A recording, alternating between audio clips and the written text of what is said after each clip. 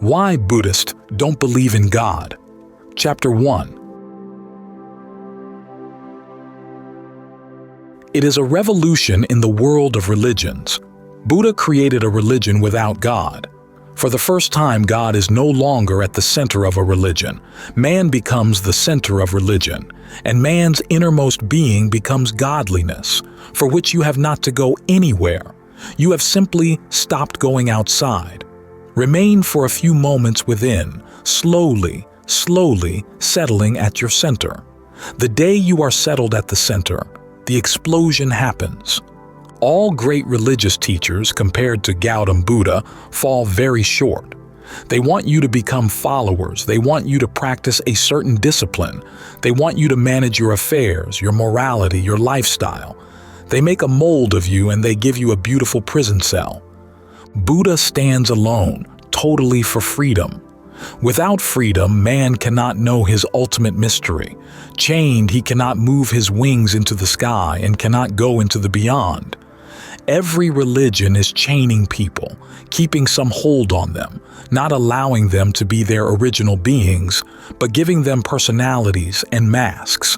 And this they call religious education. Buddha does not give you any religious education. He wants you simply to be yourself, whatever it is. That is your religion, to be yourself. No man has loved freedom so much. No man has loved mankind so much. He would not accept followers for the simple reason that to accept a follower is to destroy his dignity. He accepted only fellow travelers. His last statement before dying was, "If I ever come back, I will come as your friend." Maitreya means the friend. India could not understand Gautam Buddha for this simple reason. It thinks that to sit silently, just being, is worthless. You have to do something. You have to pray. You have to recite mantras. You have to go to some temple and worship a man-made god. What are you doing sitting silently? And that is the greatest contribution of Gautam Buddha, that you can find your eternity and your cosmic being only if you can sit silently, aimlessly, without any desire and without any longing, just enjoying being, the silent space in which thousands of lotuses blossom. Gautam Buddha is a category in himself. Very few people have understood him. Even in the countries where Buddhism is a national religion, Thailand, Japan, Taiwan, it has become an intellectual philosophy. Zazen, the original contribution of the man, has disappeared. Perhaps you are the only people who are the closest contemporaries of Gautam Buddha. In this silence, in this emptiness, in this quantum leap from mind to no mind, you have entered a different space which is neither outer nor inner but transcendental to both. My message is, try to understand Gautam Buddha. He is one of the most beautiful men who has walked on this earth. H.G. Wells, in his World History, has written one sentence which should be written in gold. Writing about Gautam Buddha, he writes, "Gautam Buddha is perhaps the only godless man, and yet so godly." In that illumination, in that moment of enlightenment nirvana, he did not find any God. The whole existence is divine. There is no separate creator. The whole existence is full of light and full of consciousness. Hence, there is no God, but there is godliness. It is a revolution in the world of religions. Buddha created a religion without God. For the first time, God is no longer at the center of a religion. Man becomes the center of religion, and man's innermost being becomes godliness, for which you have not to go anywhere. You have simply stopped going outside. Remain for a few moments within, slowly settling at your center. The day you are settled at the center, the explosion happens. So my message is, understand Gautam Buddha, but don't be a Buddhist. Do not follow. Let the understanding be absorbed by your intelligence, but let it become yours. The moment it becomes yours, it starts transforming you. Until then, it has remained Gautam Buddha's, and there is 25 centuries distance. You can go on repeating Buddha's words. They are beautiful, but they will not help you to attain what you are after. Gautam Buddha's emphasis on compassion was a very new phenomenon as far as the mystics of old were concerned. Gautam Buddha makes a historical dividing line from the past. Before him, meditation was enough. Nobody had emphasized compassion together with meditation. And the reason was that meditation brings enlightenment, your blossoming, your ultimate expression of being. What more do you need? As far as the individual is concerned, meditation is enough. Gautam Buddha's greatness consists in introducing compassion even before you start meditating. You should be more loving, more kind, more compassionate. There is a hidden science behind it. Before a man becomes enlightened, if he has a heart full of compassion, there is a possibility that after meditation, he will help others to achieve the same beatitude, to the same height, to the same celebration as he has achieved. Gautam Buddha makes it possible for enlightenment to be infectious. But if the person feels that he has come back home, why bother about anybody else? Buddha makes enlightenment for the first time unselfish. He makes it a social responsibility. It is a great change, but compassion should be learned before enlightenment happens. If it is not learned before, then after enlightenment there is nothing to learn. When one becomes so ecstatic in himself, then even compassion seems to be preventing his own joy, a kind of disturbance in his ecstasy. That's why there have been hundreds of enlightened people, but very few masters. To be enlightened does not mean necessarily that you will become a master. Becoming a master means you have tremendous compassion and you feel ashamed to go alone into those beautiful spaces that enlightenment makes available. You want to help the people who are blind, in darkness, groping their way. It becomes a joy to help them. It is not a disturbance. In fact, it becomes a richer ecstasy when you see so many people flowering around you. You are not a solitary tree who has blossomed in a forest where no other tree is blossoming. When the whole forest blossoms with you, the joy becomes 1,000-fold. You have used your enlightenment to bring a revolution in the world. Gautam Buddha is not only enlightened, but an enlightened revolutionary. His concern with the world, with people, is immense. He was teaching his disciples that when you meditate and you feel silence, serenity, a deep joy bubbling inside your being, don't hold on to it. Give it to the whole world. And don't be worried, because the more you give it, the more you will become capable of getting it. The gesture of giving is of tremendous importance once you know that giving does not take anything from you. On the contrary, it multiplies your experiences. But the man who has never been compassionate does not know the secret of giving, does not know the secret of sharing.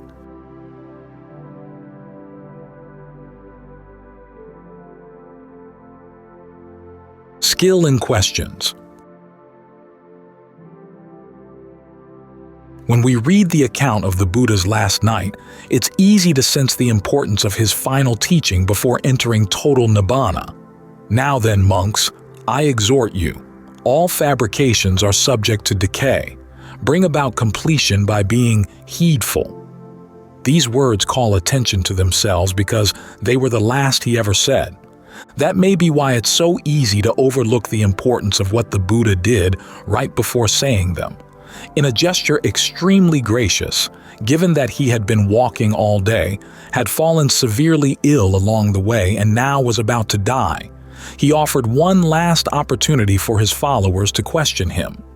He even made the offer 4 times to show that it wasn't just a gesture. He seriously wanted to clear up any remaining doubts in their minds before closing his mouth for good. Then the Blessed One addressed the monks. If even a single monk has any doubt or indecision concerning the Buddha, Dhamma, or Sangha, the path or the practice, ask. Don't later regret that the teacher was face to face with us, but we didn't bring ourselves to cross-question him in his presence. When this was said, the monks were silent. A second time. A third time, the Blessed One said, If even a single monk has any doubt or indecision concerning the Buddha, Dhamma, or Sangha, the path or the practice, ask. Don't later regret that the teacher was face to face with us, but we didn't bring ourselves to cross-question him in his presence. A third time, the monks were silent. Then the Blessed One addressed the monks. Now, if it's out of respect for the teacher that you don't ask, let a friend inform a friend. When this was said, the monks were silent. Then Ananda said to the Blessed One, "It's amazing, Lord. It's astounding.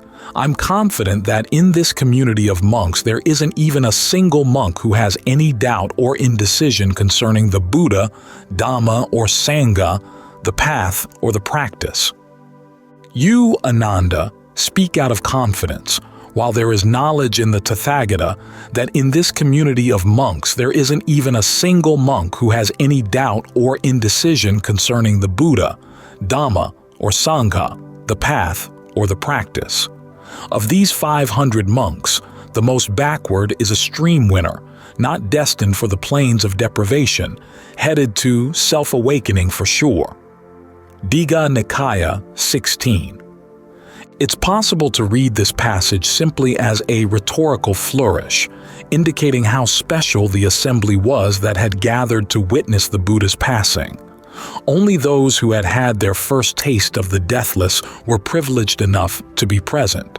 But the passage goes deeper than that, showing how the Buddha had brought them to that taste. Instead of enforcing an unquestioning acceptance of his teachings, he had resolved his students' doubts by being open to their questions.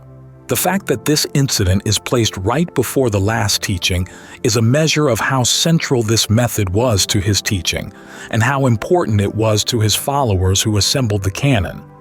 Other discourses emphasize this point as well. Bombast Ukachita Sutta, AN 246, for instance, notes that the Buddha trained his followers in cross-questioning, with the result that, when they have mastered the Dhamma, they cross-question one another about it and dissect it. How is this? What is the meaning of this? They make open what isn't open, make plain what isn't plain, dispel doubt on its various doubtful points. The central role of questioning in the Buddha's teaching may be connected to the fact that his teaching starts not with a first principle, but with a self-evident problem: how to put an end to suffering. And instead of trying to argue from this problem back to first principles, he stays focused on the immediate question of how to solve it. As he noted, suffering gives rise to two responses: bewilderment and a searching question. Who knows a way or two to stop this pain? To help put an end to that bewilderment, the Buddha presented his teachings as responses to the many questions deriving from that primal, searching question. Thus, questions formed the primary mode for organizing what he taught. But even though the Buddha ordered his teachings around questions rather than first principles, he did not set out to answer every controversial question that came his way. He focused solely on questions related strategically to the end of suffering, that is, questions that would actually help in attaining that goal. For this reason, he classified questions, as they related to this focus, according to the response strategy they deserved, and he arrived at four sorts: those that deserved a categorical answer, those that deserved an analytical answer, those that deserved to be cross-questioned before being answered, and those that deserved to be put aside. This fourfold classification is the theme of this book, for it provides important insights into both how and what the Buddha taught about the way to end suffering.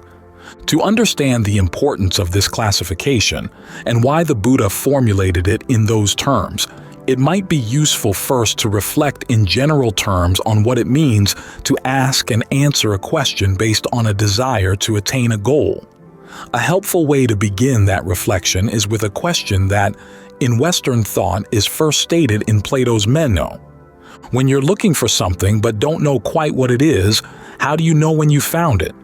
In the Meno, Socrates uses this question as the departure point for his doctrine of memory from past lives. You know what you want because you knew it in a previous lifetime. But from a Buddhist point of view, a more fruitful approach to this question is to look at the psychology of how people go about setting up a problem and solving it in the here and now. You know when you found the knowledge you were seeking because the desire that sparked your search had already given it a function and a shape.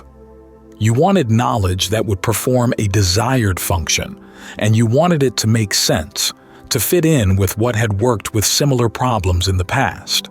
When you've encountered something that, when put to the test, meets both specifications, the function and the fit, you know that that's what you wanted. Ironically, even Socrates himself would set up a problem and test the proposed solutions in precisely this way. The questions aimed at determining the fit and function of your answers operate on 3 levels. The first level aims at giving your ignorance a shape, to define your felt need and why the need makes sense. The second and third levels determine if the answer actually functions as you want it to, with the second level establishing tests for checking the actual performance of whatever potential answer seems to fit that shape, and the third setting standards for measuring whether an answer has actually passed the tests. In formulating a question on the first level, you create the frame of a sentence and leave part of the frame blank. The important feature of the blank is that it's not an amorphous whole. It's more like the shape of a missing piece of a puzzle. Only a piece that matches the shape and the pattern of the puzzle will fit. If you ask, "Why am I suffering?" and are told, 42, you won't be satisfied with the answer, for it's not just a wrong piece from the right puzzle. It's from the wrong puzzle entirely. The reason we need questions to give shape to our ignorance is that the shape helps to narrow down the range of potential answers we will need to test to see if they fulfill the function we want. It's a way of saving energy and time so that our second and third levels of questions can be applied immediately to the most promising candidates. If it turns out that none of the possibilities suggested by the shape of the first level questions pass the second or third, we can then turn around and question the puzzle with which we started. Maybe the shape it suggested was mistaken, and we have to find a new puzzle or a new way of putting the pieces together. Then we experiment with a new shape and apply the second and third level questions again. This way, through trial and error, we have a chance of finding the answer we want. When our questions on all 3 levels are well formulated, they help us to recognize the solution to our problem, even though we originally had only a vague notion of what it might be. But if the questions are wrongly formulated, they can easily lead us astray. The original narrowing down might narrow down on the wrong spot, focusing our attention away from the actual answer. The tests we set for our answers and our standards for judging the results of those tests might be misguided or aimed too low. This means that when you try to find an answer to a question of this sort, you have to do more than simply provide a piece that fits into the puzzle you formulated. You have to question the question, remembering that your answer will have an impact in terms either of what the questioner, you or your listener, will do with it, or of what it will do to the questioner. And this means that the puzzle analogy, which is essentially static, has to be replaced with a more dynamic one. The questioner is assembling a complex tool or instrument, such as a piano or a machine, and, seeing that you have practical experience with what he wants to assemble, has asked you for a missing part and advice on how to use the completed instrument. In this case, the first level questions would cover the structure of the instrument, the second level questions, the way it should be played or used, and the third level questions, standards for determining whether it's being played or used well. If you want to give responsible answers in a situation like this, you can't simply supply the missing part. You first have to ascertain the desire behind the request. Does the questioner really want the part? Or is he trying to make you look like a fool? Or does he want to use the part to assemble something more sinister? Even if his desire for the part is sincere, You want to make sure he's planning to use the instrument for a beneficial purpose, that the instrument is the correct one for the purpose he has in mind, and that he knows how to use the instrument in a way that doesn't cause inadvertent harm. For instance, suppose that you're a construction engineer and a close friend, a would-be do-it-yourselfer totally inexperienced in construction, has come to you for advice. He's discovered that a concrete barrier in his backyard is acting as a dam after heavy rain, preventing drainage and keeping his yard and cellar flooded. He has what he thinks is a jackhammer for chipping away the concrete and has asked you for a missing part. Your first duty is to make sure that he really intends to use the jackhammer to attack the barrier, and that he's not actually going to dig into a sewer main instead. Then you check to see that the concrete is actually causing harm, and that its removal will be beneficial. The water, when allowed to flow, won't cause worse damage somewhere else. And you want to make sure that your friend isn't assembling a cement mixer to make more cement by mistake. When you're sure that his purpose is skillful and that he actually has a jackhammer, you then check to see that the parts he's already assembled have been put together correctly. Otherwise, even the best possible part you might give him wouldn't fit, and the jackhammer wouldn't work. And even then, when you supply the missing part, you might have to quiz him to make sure that he knows where to put it and how to use the jackhammer once it's fully assembled so that he doesn't end up injuring himself. And ideally, you should give him the opportunity to ask you questions, for otherwise you can't be sure that he's understood what you've said. If you're really responsible, you'll give him a checklist of questions that will teach him how to judge whether he's using his jackhammer appropriately and with skill. What this means is that when you take into consideration the impact of the knowledge you're providing, simply being truthful is not enough. You also have to ensure that your answer will be beneficial. If it's challenging to your listener, you have to take care in presenting it with words that are timely, appropriate to the situation, and the listener's level of skill and understanding. This was the Buddha's approach to the responsibilities he took on when answering questions.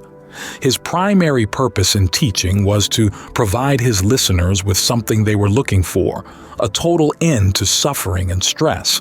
Yet he knew that they might have only vague or downright wrong ideas of what that end might be or how to attain it. He had learned from experience that the act of framing skillful questions played an essential role in directing his own search for release. So his first step in helping his listeners overcome their ignorance was to show them how to give it the proper shape, how to frame the questions they addressed to him so that they would recognize the truth and utility of his solutions when they heard them. However, he had also learned from personal experience the importance of self-cross-examination in testing the original frames he had formulated and the answers he had come up with in the course of his quest.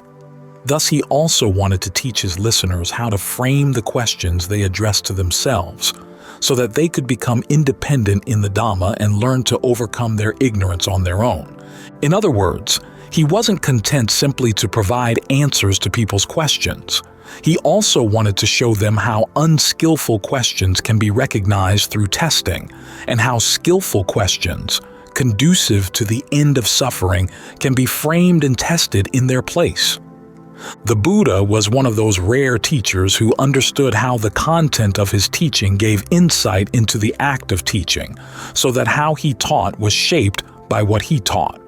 In this case, the how was shaped by what he had learned on the night of his awakening.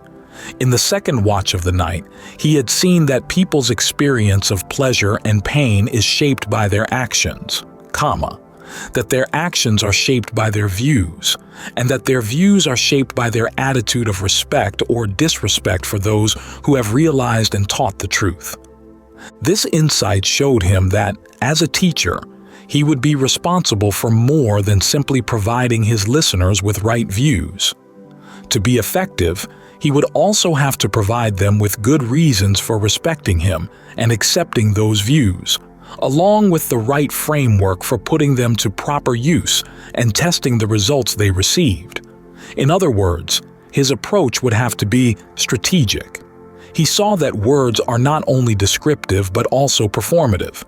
The act of speaking is a type of comma, and as with all comma, it has an effect. The speaker's responsibility is to make that effect as beneficial and timely as possible. Thus, when answering questions, he kept the comma of teaching and learning in mind.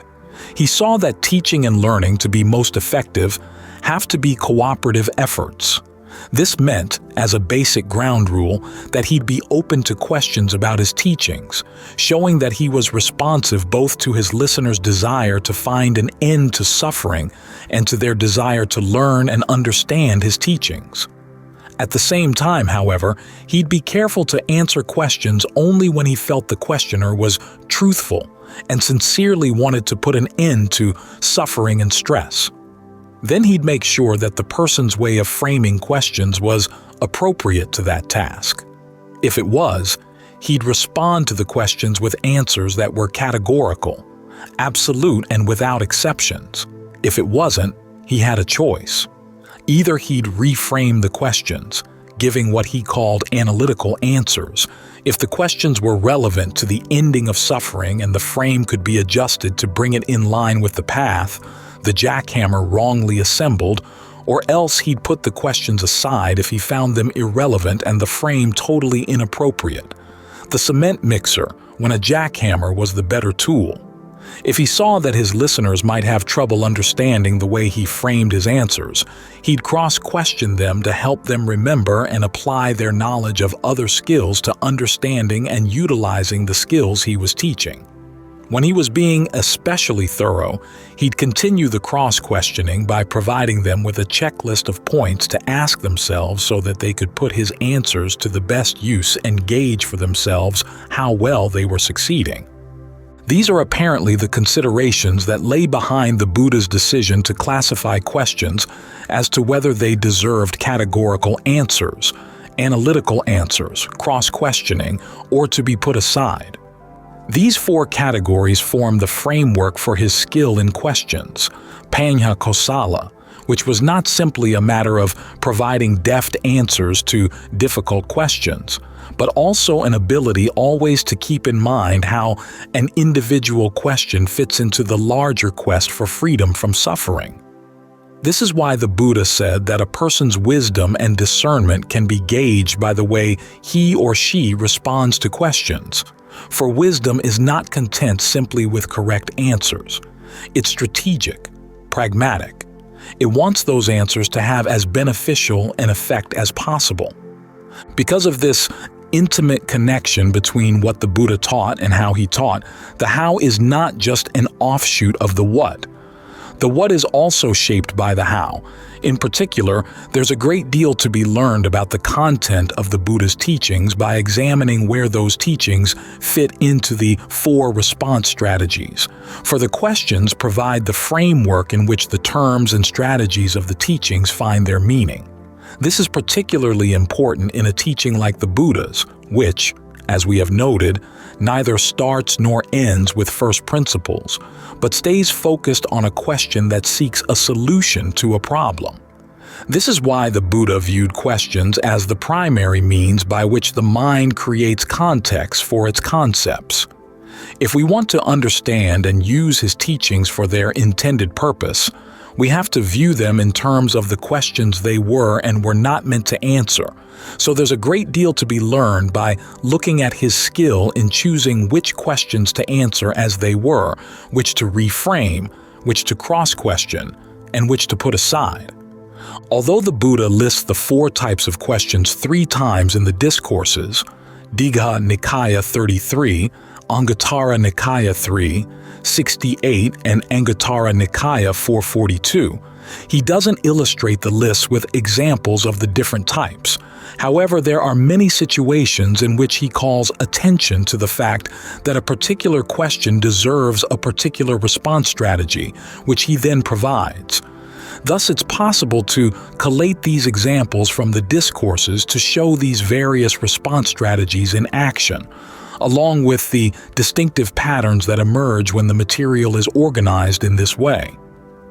For this reason, after chapters 1 and 2 provide a theoretical and narrative background for the Buddha's approach to responding to questions, chapters 3 through 8 provide readings that consist primarily of passages in which a particular response strategy is used. I say primarily because the Buddha tended to use particular response strategies with particular topics, and so I have augmented the passages in some of the chapters with additional passages that help to flesh out these topics. I have done this with two aims in mind: to help give a more coherent account of the Dhamma lessons contained in the Buddha's responses, and to help clarify the rationale behind the response strategies he has chosen. Also, each chapter is prefaced by a discussion calling attention to some of the salient lessons to be learned when similar response strategies are viewed side by side. Although some of these discussions are fairly long, they are not meant to be exhaustive. They simply provide a few beginning insights for anyone interested in pursuing the material further. Because the Buddha, in responding to questions, is often operating on many levels, I felt it would be most useful to limit my observations to the essentials and to give extensive quotations from the text so that the reader can observe the Buddha's skill in questions in action for him or herself. However, because it's easy to get lost in the large number of passages provided in these chapters, I would recommend reading the discussion sections for all the chapters before delving into the readings in any one of the chapters. That way, you can start with a clear overview of the main points, which will then allow you to pursue the particulars of whatever you find interesting without losing your bearings. You will notice, especially in the discussions in chapters 3, 5, and 8, that I have frequently compared the Buddha's approach to asking and responding to questions with Socrates' approach as recorded in the Platonic dialogues. I have done this for 4 reasons. The first is that some modern commentators have asserted that the Buddha employed the Socratic method in his teaching, and I felt that a close examination of the Buddha's approach to the 4 types of questions would offer a good opportunity to test exactly how far this assertion is true. The second reason, related to the first, is that some have noted that the Buddha and Socrates were near contemporaries in the so-called axial age, and that as seminal figures representing the spirit of inquiry in that age, they shared a common agenda. A comparative study of how they handled questions is a good way to test this assertion as well. Third, to the extent that Socrates and Plato set the agenda for Western intellectual life, I thought that comparing the Buddha's approach to dialogue with Socrates would be a useful starting point for comparing the Buddha's thought with Western thought in a way not limited to superficial or invidious generalities, to see precisely where his approach to wisdom differs from the assumptions about wisdom that Westerners have absorbed, often unthinkingly, from the history of their culture. Fourth, I found that the comparisons between the Buddha's approach and Socrates' help highlight what is truly distinctive and important in the Buddha's manner of teaching. To make clear what he was doing in his teaching strategy, it's useful to have a clear point of comparison to show what he wasn't.